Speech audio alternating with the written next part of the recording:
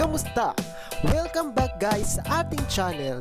At kung bago ka pa lamang sa ating channel, ay huwag kalimutang mag-subscribe. Pakipindot na din ang bell button para manonotify ka sa mga bagong videos na i-upload natin. Salamat sa suporta. God bless! Welcome back guys sa ating channel at ngayon pag-uusapan natin si MWC bot sa kanyang technical analysis and fundamental analysis. So ngayon uunahin muna natin si technical analysis at gagamitin natin guys na chart is yung monthly muna, no? Monthly, weekly, tapos daily. Okay, ngayon sa ating monthly chart ano yung makikita natin? So meron tayong previous long trend na support, no? Okay, around dito noong 2005. So ito yung first one, then yung second one is noong 2009 dito sa part na to. And kung titignan natin, meron pa tayo dito, no? So ito nung May 2019, but nag-retest siya dito sa ating support pero hindi na nag-hold, no? Kaya nagkaroon ng sharp price decline. Ayan, so very evident naman sa ating red line, sa ating support na siya ay nabasag. Ngayon, ang titignan natin is yung mga support and resistances natin. Kaya nag-drawing na tayo guys ng mga boxes dito, no? So ito siya. Then tignan natin dito kung ano yung ating magiging scenario dito. So kung pagbabasehan natin yung monthly chart, so meron na tayong isang sign na, no, na siya ay magiging bullish. So sa part na to meron tayong low dito. Okay, kung titignan natin tong low na to at i-compare natin siya nung kanyang previous all-time low is nasa 5.95 pesos dito, around dito.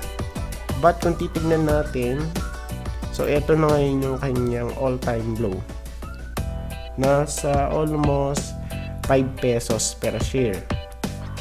So kung ikaw ay nakabili rito, pwede i-hold mo na lang yan guys, na. Pero kung titignan natin, so meron na tayo previous all-time low. So ito nga yun, tapos nagkaroon na tayo ng higher low, no? O pagka guys tayo ay nakakakita ng ganyan na ng higher low, meaning ay pwede na nating sabihin na start na to ng bull trend, no? Pero dapat meron tayong confirmation sa taas kasi sa baba pa lang ito eh. So dapat sa baba muna tayo, dapat mag-hold na siya dito sa part na to. Okay, around 9.53 hanggang 9.12 pesos, ano? At dapat hindi na to ma-breach or hindi na siya bumagsak. Kasi once na bumagsak to guys dito sa baba is ma-re-reset yung ating confirmation dito na meron siyang higher low. So kung ma-breach man yan, so magre-retest sa baba, edi magandang opportunity yan para sa atin, no? So once na ma-breach, edi much better, no? Kasi makakabili kayo sa baba. But kung titignan natin, since naka-intact pa naman siya dito sa kanyang support, so we have higher low, then ang kailangan natin pakita is pagkaroon ng higher high. So yung previous high niya is eto sa part na to, around 15, let's say 15 pesos, no? So dapat ang makita natin dyan is higher high. Kung higher high, so syempre mas mataas dito sa kanyang previous high. I think kung magkakaroon to guys ng higher high, so dapat dito siya mapunta sa gawin na to. So ito kasi yung ating next resistance, ano, sa monthly chart. So dapat magkaroon siya ng price rally dyan. Since yung previous candle natin is bullish Harami. Pagka sinabing bullish Harami, yung last candle na to, yung body niya is nakapaloob dun sa body ng previous red candle. So since nakapaloob naman to, yung last candle natin, yung body niya is nakapaloob dito, kaya siya ay bullish. So ang confirmation natin na una is dapat mag-breakout siya dito sa kanyang first resistance, around 12.3. Okay, sabihin na natin 12.3 pesos. Then ang next resistance na natin is around 14.8. Okay, sabihin na natin 15 pesos. Ayun, so dapat is makakita tayo ng higher high para ma-confirm natin na talagang nagiging bullish na yung momentum ni MWC. Kasi minsan kasi nagtatagal yung accumulation period, especially pagka nanggaling sa bear market. Nakadepende na lang yan kung gaano kabilis yung recovery sa demand and supply. At kung titignan natin, pwede itong ma-hit sa kanyang price rally around 18 pesos. Yan, kung titignan natin, kasi yung resistance natin dito is eto, yung red line na to, pababa, so we have first dito sa taas, yung sa previous all-time high niya, tapos eto, okay, marami, second, then yung third, eto. At kung titignan natin, there's a possibility na dito sa part na to. Ayan. Or dito. Ayan. Kasi hindi pa natin alam kung pa V-shape talaga to or parabolic. Pagka kasi sinabing parabolic, dapat medyo rounded siya, yung kanyang recovery. Okay, pa ganyan. Okay, pwedeng ganyan. So rounded yung recovery. Okay, pa-round siya. So meaning magba-bounce lang yan. Bounce. Okay. Ganyan, hanggang siya ay makakawala rito sa ating resistance. Okay, possibility yan. Pwede. But kung pa V-shape yan, I think baka mahirapan kung pa V-shape. Pero hindi naman ma-affected yung MWC nung quarantine. Still gumagamit pa rin ng mga tubig yung tao, diba? So yun nga lang, nasa accumulation period to kung titingnan natin. Pero hindi pa naman definite na accumulation kasi nasa bear market pa tayo. Then, based sa kanyang unbalanced volume, so dapat meron definite breakout dito para ma-confirm natin na siya ay talagang bullish. So, yung sa previous bear market niya noong 2007 and 2008, kung titignan natin, meron dyang breakout, So, maglagay tayo ng line.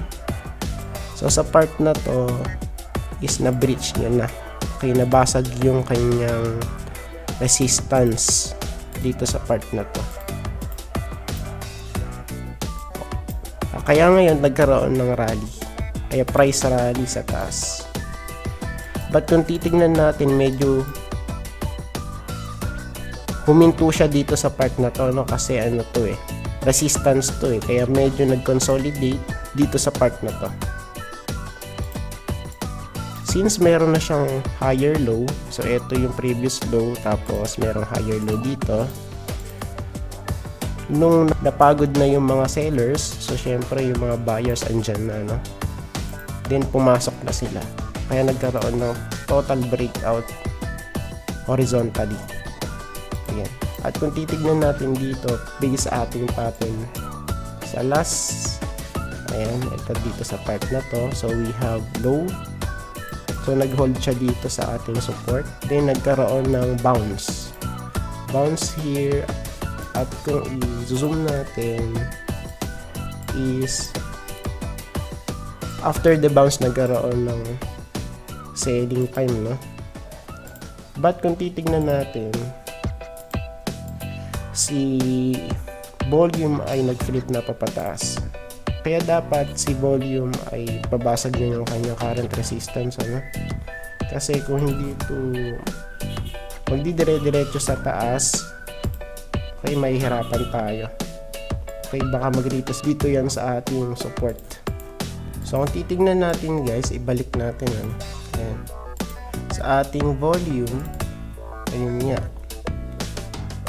At kung talagang bullish to, is ay mag-hold dito yan sa part na to. Dito guys, no? Kasi ito yung kanyang higher low sa part na to. Ito. No? So ito kasi yung confirmation natin na siya ay magiging bullish na, no?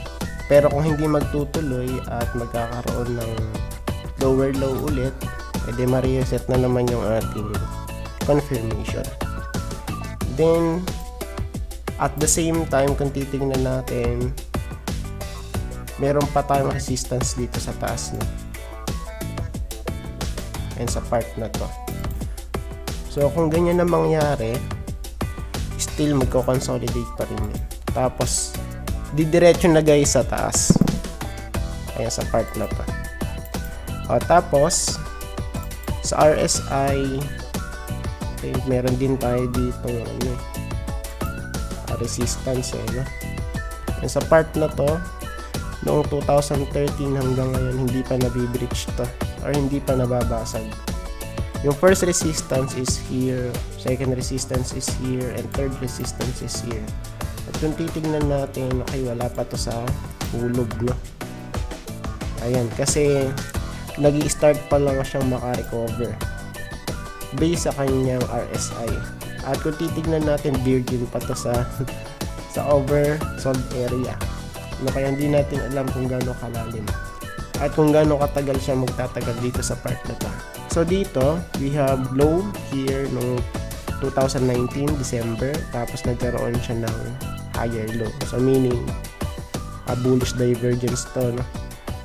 Sa part na to. Ang dapat nating makita rito is mag-rally tapos consolidate, rally ulit tapos consolidate hanggang sa mabasag niya guys tong ating resistance. Saka pa lang tayo makakakita ng clear bull trend, no? Sa part na to once na mabasag tong ating resistance. Then for weekly chart, no, tignan natin sa kanyang price action, nasa resistance na siya, no? Okay, around 11.7 pesos. Ito. So we have higher low nga dito sa part na to. Ito yung low, tapos ito yung higher low. Kung mababasag to guys, okay, pwede nating i-retest tong ano na to, taas na to hanggang 15 pesos dito, no, sa previous high niya dito. At kung i-check natin yung kanyang mga indicators, so still nag-struggle pa rin to, no, na magkaroon ng breakout. So let's see kung may trend ba. Okay, medyo malayo pa guys. Okay, medyo malayo pa, no? So pero kung titignan natin kasi, okay, pwede naman nating baguhin yun. Dito naman tayo. Ayan. So dapat mabasag niya to yung kanyang previous high, na ito. Okay, para magkaroon tayo ng breakout sa taas. Ayan. Tapos magko-consolidate dyan. Same with sa CCI, parehas lang, ano. Okay, ganun din yung kanyang scenario dito. Meron siyang higher low. So ito yung low, tapos meron tayong higher low sa part nito. Ayan. Tapos sa MACD, meron ba? So nag-bullish crossover na siya sa part na to, no? Noong January pa. Then still intact pa rin siya. Hindi pa siya nagkakaroon ng death cross ulit. Kaya let's see kung magtutuloy-tuloy. Pero mahabang laysayan to eh. Kung titignan natin, ano, And definitely, baka magkaroon pa to ng ilang bearish crossover bago niya mabasag to, no? Yung kanyang trend, no? Ayan sa part na to. Kasi guys, pagka nasa baba yung MACD natin, bearish yun. So dito sa part na to, ayan, ito bearish to. Ayan, bearish yan. So ito naman bullish sa part na to. Ayan. Okay, pagka nasa baba, bearish. Pagka nasa taas, bullish. So ito yung ating pinaka demarcation line na ng pagka bullish at bearish. Ito, sa part na to. Ayan. Tapos, okay, ano pa yung pwede nating makita dito? Okay, ito pa. One thing pa na nakita natin dito is yung sa daily chart, ano? Okay, nakakita tayo ng bull trap or fake out na tinatawag. Saan ba yun? So, ito yun guys. Ito. So, yung green line guys is ito is 50-day moving average. Then, yung red line is yung 200-day moving average. Ngayon, magiging bullish guys pagka yung 50-day moving average, which is yung green, ay nasa taas nung red line or kung magko-cross siya, no? Since nag-cross guys dito, kaya syempre ang una natin dyang iisipin is uy, bull run na, no? Pero hindi guys, ang nangyayari is fake out or ang tinatawag na bull trap, no? Sa halip na magtuloy sa taas is hindi, kaya kabaliktaran yung nangyayari. Ayan guys, no? So sa halip na magkaroon ng bull run, nagkaroon ng massive price decline. So after this one, nagkaroon siya ng crossover ulit siya, death cross na tinatawag sa part na to. Kaya hindi porket nag-cross guys, yung ating 50-day and 200-day moving average is bull run na, no? Yung kasi yung karaniwang nakikita ko sa mga vlogger. Pagka daw nag-cross yung 50-day and 200 moving average is a bull run na. Pero hindi guys, no? Kasi si moving average is laging indicator yan. Lagi yan guys, ano? So bakit ko nasabi? Kasi si moving average is nagre-rely lang yan sa mga previous prices. Okay, kung titignan natin dito sa kanyang daily chart, so we have here, ang ating previous support is andito. Ito yung first, ito yung second, and kung hindi niya mabibreach yun guys, yung resistance ngayon, I think magko-consolidate tayo around 9.8 pesos. Then yung ating resistances, ito yung first, tapos ito yung second. So yun yung aabangan natin, no? Mag-breakout siya sa kanyang resistance. Then for RSI sa daily chart, so yun nga, no, na-reject. Let's see kung siya ay tataas or bubuhusan pa sa baba. Tapos punta naman tayo guys sa favorite natin, ano, sa fundamental analysis. So ito guys para sa mga investors. So pwede natin technique is mag-fundamental analysis muna tayo, at kung pakikita natin na siya ay undervalued, saka pala tayo pupunta sa technical analysis para makabili tayo sa mas magandang presyo. So yun ang technique dun guys. Pwede natin pagsamahin yung fundamental and technical analysis, especially sa mga investors. For MWC, we have key statistics of PE ratio. So we have 4.57, which is good, no? Kung titignan natin. Then si price to book ratio niya is 0.4132. Meaning, kung ang pagbabasihan natin is yung price to book ratio niya, yung value niya ngayon is less than 1. Pagka guys, less than 1 yung kanyang price to book ratio, undervalued siya. Kaya this is the time na ikaw ay pwedeng bumili, no? Na nakasale siya. Then for EPS ay positive. Huwag tayo guys bibili ng mga stocks, no, for long term pagka yung kanyang EPS is negative. So dapat positive yung EPS niya. Since si EPS is 2.42 positive, meaning maganda siyang bilhin. And at the same time, si dividend ay medyo mataas, no, 8.21%. Yung last dividend niya na binigay, 8.21%. Then punta tayo sa financial reports. So ang kanyang book value per share is around 26.81 and 25.23, which is lower yung gagamitin natin, ano, yung mas mababa. Siyempre 25.23. Ito, para mas conservative yung ating approach. Then punta tayo dito sa Graham's number. So ilagay lang natin yung stock name, ano, MWC, tapos EPS is, ibalik tayo, EPS niya is 2.42 and book value per share is nasa 25.23, and yung stock price, so 11.08. Then ating valuation is naka-sale. Sale siya guys, based sa ating Graham's number and book value per share. Kasi mas mababa siya yung kanyang market price ngayon. So yun lang siguro guys for this one kay MWC, at nag-update lang tayo. Happy watching guys, at see you sa next video. Bye bye.